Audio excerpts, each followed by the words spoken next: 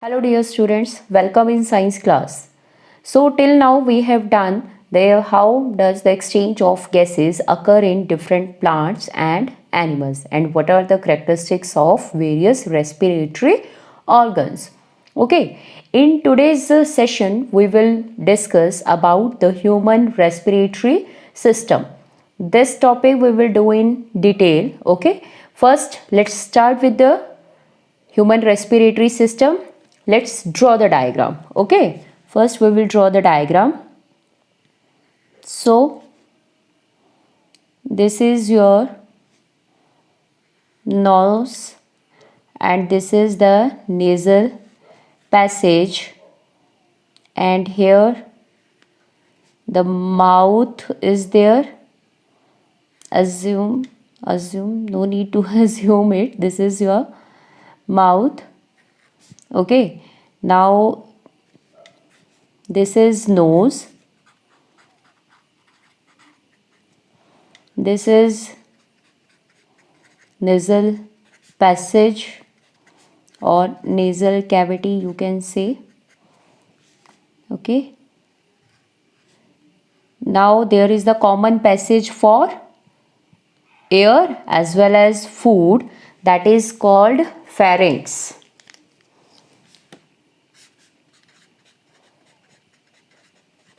That is the common passage for air and food, that is called pharynx. In our windpipe,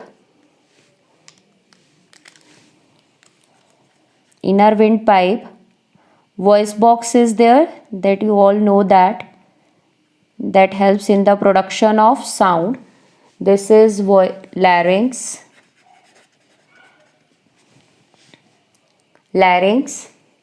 It leads to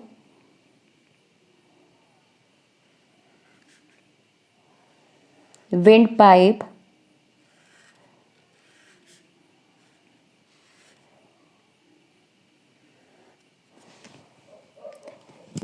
This is the windpipe or trachea. Or windpipe. Okay, this trachea is having this kind C-shaped or rings of cartilage.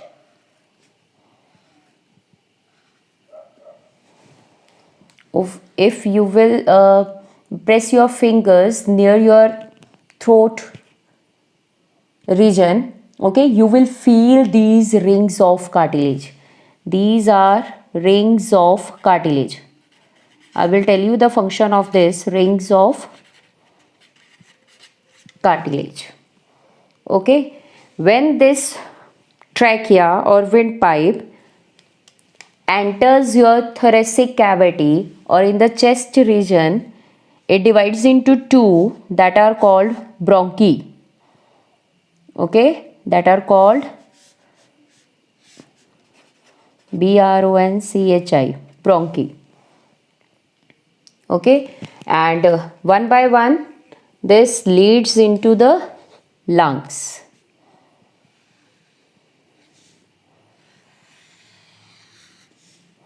Right lung, and this is left lung. Okay, left lung, right lung. Okay, the size of left lung is little smaller than that of right lung, because on the left side our heart is there. Okay, it gives space for the heart.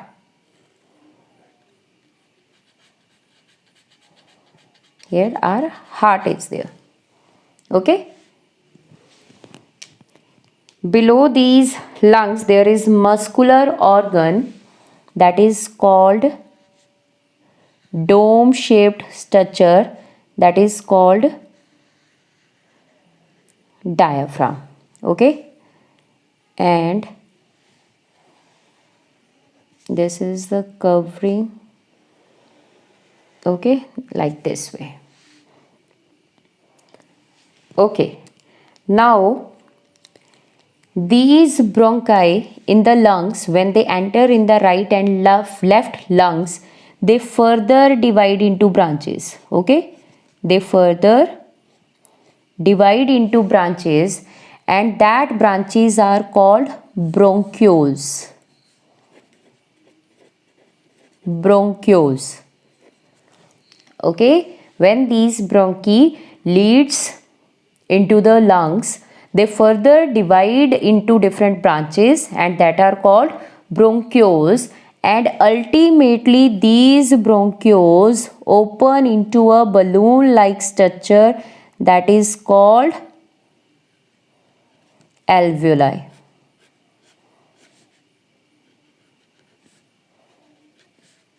Okay, these are called alveoli, and this is diaphragm. Then this is the human respiratory system. Now we will study about all the organs side by side. We will do that also. Okay, now start with the nose. Two openings are there that are called nostrils. That two openings are called nostrils.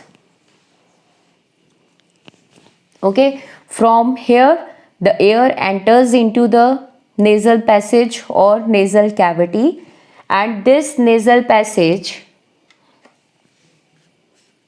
lined with hair and mucus. What is the function of these hair and mucus? It helps in filtering the air. Okay, it removes the dust particles or germs from the air. It filters the air. Next, the air comes through pharynx into the larynx. Larynx, here the vocal cords are there. When the air passes through them, they vibrates and the sound will produce. Okay, now these larynx open into the windpipe in our trachea. As you all know that our windpipe is having a flap like structure that is called epiglottis. Epiglottis that prevents the passage of food into the windpipe. Understood? Okay. Now when the trachea, it is having rings of cartilage. Now what is the function of these rings of cartilage?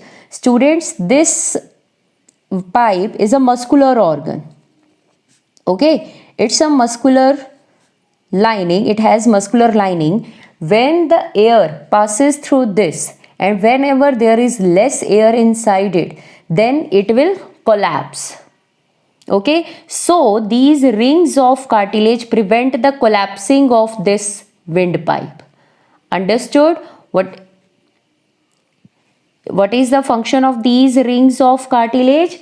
It prevents the collapsing of windpipe when there is no air. Okay, so you can write here prevents collapsing. Okay, students, you have studied about the larynx in 8th standard also. In males, this protrudes out in the neck region, and that is called Adam's apple. Now the air through the trachea comes through bronchi into the bronchioles, and then into the alveoli. Alveoli, these are balloon like structure, and millions of alveoli are there in our lungs. So what is the function of alveoli? They increases the area, surface area, because mainly the respiratory organ in human beings is these alveoli. Okay, so many alveoli there in the lungs, and that increases the surface area for the maximum exchange of gases. Okay, and this diaphragm is a muscular organ. Now what we can say about these alveoli? These are balloon like structures. Okay, balloon like structures increases surface area to maximize exchange of gases,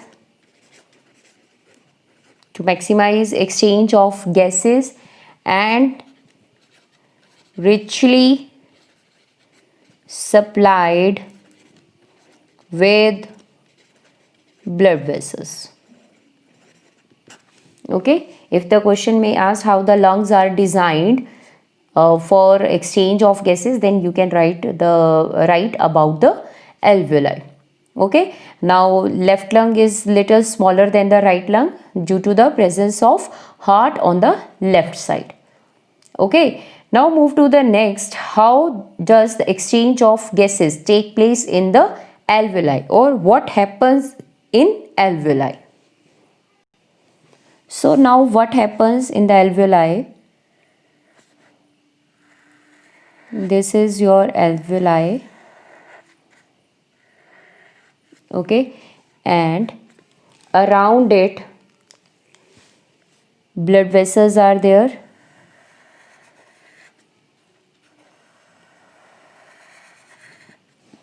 Okay, that is the blood vessels, or blood vessels you can simply write blood vessel, and this is the alveoli. Okay, and in the blood vessels, what is there in the blood vessels? That is the blood. Blood cells are there. Okay, blood cells are there.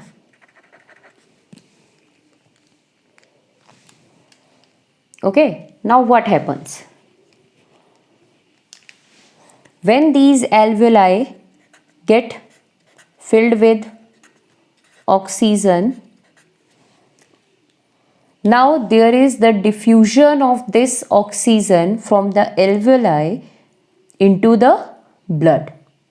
Okay, and you always remember that diffusion takes place from higher concentration to lower concentration. Okay, that means in the blood oxygen is less, so that it can absorb oxygen from the lungs, alveoli. Okay, now what happens in blood? There are RBCs, red blood cells, red blood cells. It is having a pigment, red blood cell is having a pigment, hemoglobin. This is having a pigment, hemoglobin. Now what happens? This hemoglobin is having high affinity, means high attraction for oxygen. Or what can you say, when the oxygen diffused into the blood? Listen carefully, students. When this oxygen diffused into the blood, this oxygen combines with hemoglobin. Okay, what I am saying? Then this oxygen diffused into the blood, this oxygen bind with hemoglobin and form oxyhemoglobin. Oxyhemoglobin. So oxygen in the combined form with hemoglobin in the RBCs, through RBCs, transports to various parts of the body where the oxygen is required. Okay, now what happens when this oxygen along with the hemoglobin or through the blood reaches to various tissues or the cells? So what happens there? Assume that this is your tissue. Now what happens? Here this tissue has done the processing and it has produced carbon dioxide. It is having carbon dioxide. Now this blood containing oxygen reaches up to the tissues. Okay, Now from the blood, oxygen get diffused into the tissues. Near these tissues, blood vessels are there. Okay, now the blood from here comes to here having oxygen, and it diffused oxygen into the tissue. Now it has given oxygen. Okay, now this blood side by side it is flowing from here, and it takes carbon dioxide from the tissue. This blood gives oxygen to the tissue and takes carbon dioxide from the tissue. Now when this carbon dioxide get mixed with the blood, okay, it do not combines with hemoglobin. Why? Because or it has less affinity for hemoglobin or attraction for hemoglobin. So what happens? What happens, student?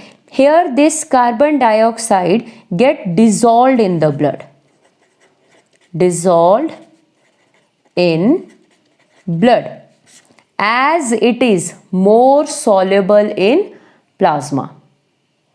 And in plasma the water content is there, so it is more soluble in water and blood plasma. So in the dissolved form, this carbon dioxide transported through the blood to these blood vessels.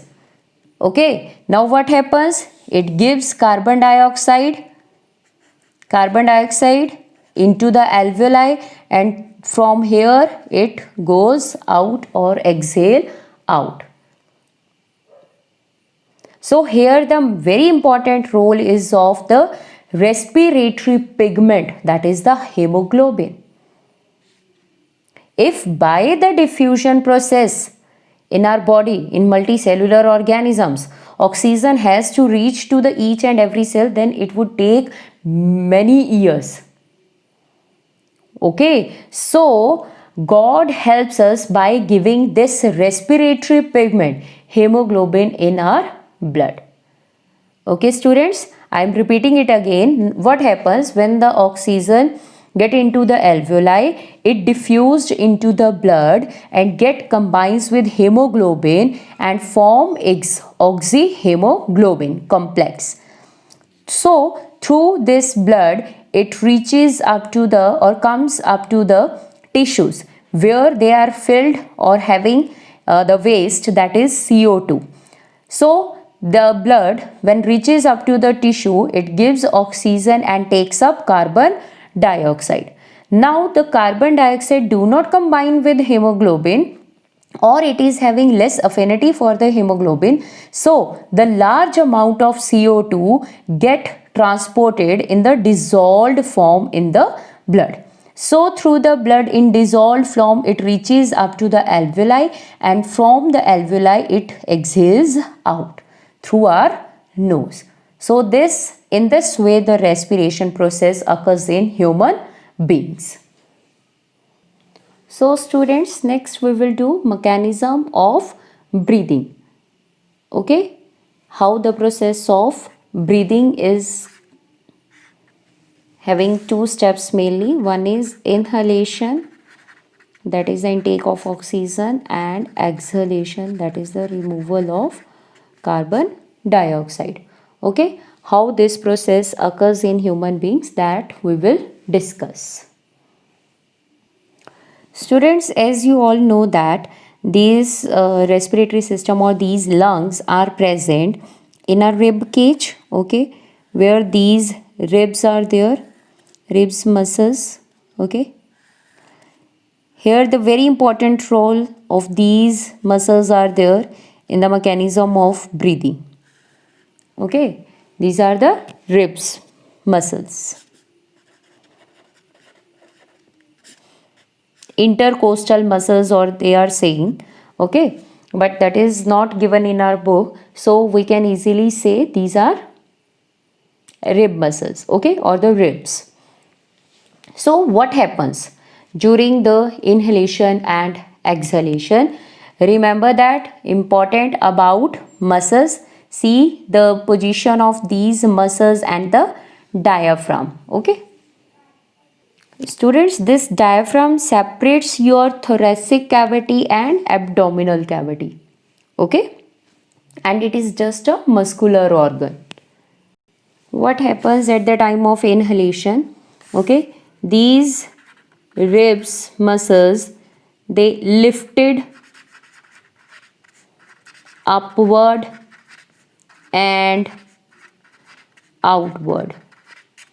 Okay, look at here, these ribs muscles, they lifted upward and outward. Okay, and this diaphragm flattens, dome shaped, this become flattens, due to which the size of the cavity, chest cavity, will increase. That means the lungs, they are having sufficient space to expand, to get filled with the air. Okay, and due to the expansion of the lungs, internal air pressure get reduced. So as we all know that air always move from high pressure to low pressure. As the pressure decreased here, the oxygen or air rushes into the lungs. In this way, inhalation occurs. Okay? Ribs lifted upward and outward. Diaphragm flattens. Size of chest cavity increase. Lungs expand. Air pressure reduced. Okay, reduced. So air from outside rushes into the lungs, and this happens during the inhalation. Now what happens when the lungs are filled with the carbon dioxide? Means exhalation of carbon dioxide. Now everything comes to its normal position. Okay, ribs comes to normal position, diaphragm normal position or flattens, nahi, dome shaped comes to dome shaped position, due to which what happens? Size of chest cavity decrease, lungs contract, and as they are filled with the carbon dioxide, means internal pressure is more, air pressure increases, it press the lungs get contract, and internal the it is filled with carbon dioxide. Okay, as it contracts, the air, carbon dioxide from the lungs get out. Okay, pressure increased and carbon dioxide released. In this way, inhalation and exhalation takes place in human beings. One small topic is given there in your book, that is the residual volume. What is residual volume?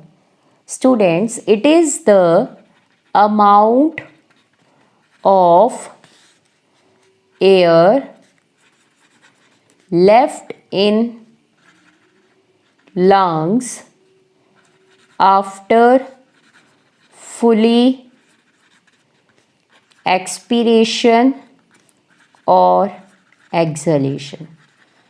Exhalation is also known as expiration and inhalation is also known as inspiration. Okay, after the forceful exhalation or normal exhalation, some amount, means after removing carbon dioxide from the lungs, some amount of gas is left there in the lungs, and that amount of air is called residual volume. Okay, even after the forceful exhalation, some amount of gas left in the lungs, that is called residual volume. Now, what is the need of this residual volume or importance of this residual volume? Okay, students, what is the need of that residual volume or the some amount of gas that is left in the lungs after forceful exhalation? Okay, if there would be no air present in this alveoli, think so. Okay, and what happens then? This process of exchange of gases will stop for few seconds only. Okay, this exchange of gases process will stop. But due to the presence of these gases, this time when less air is there, that can be also utilized for maximum exchange of gases to be take place. Okay, so why this amount of gas is important, or small amount of gas to be left in the lungs, so that this process of exchange of gases will goes on. Okay, so that there would be the sufficient time for the oxygen to be absorbed and carbon dioxide to be released, or sufficient time for the exchange of gases to be take place. Students, one small topic is there in the do you know box in your book, that is why smoking is injurious to your health. Okay, so what is the reason of this one? Our respiratory tract is lined with cilia. Okay, that is the hair-like structure cilia. It is lined with hair-like structure cilia, our full respiratory tract. Now, what is the function of this cilia? It removes germs, dust, harmful particles or chemicals from the inhaled air. Okay, that oxygen we are or air we are inhaling, it removes germs, dust and harmful particles from it, or we can say it filters that. Now, this smoking destroys these cilia. Okay, this smoking destroys these cilia, and due to the absence of these cilia, all these harmful particles, germs, dust or chemicals enters into the lungs and cause infection, cough and even lung cancer. Okay, that's why this smoking is injurious to the health. Okay, so in this way we have done completed our respiration topic. Okay, in which we have done the human respiratory system, various parts and the exchange of gases, function of alveoli, respiratory pigment, residual volume, and why smoking is injurious to health. Okay, so revise it properly. Okay, bye bye.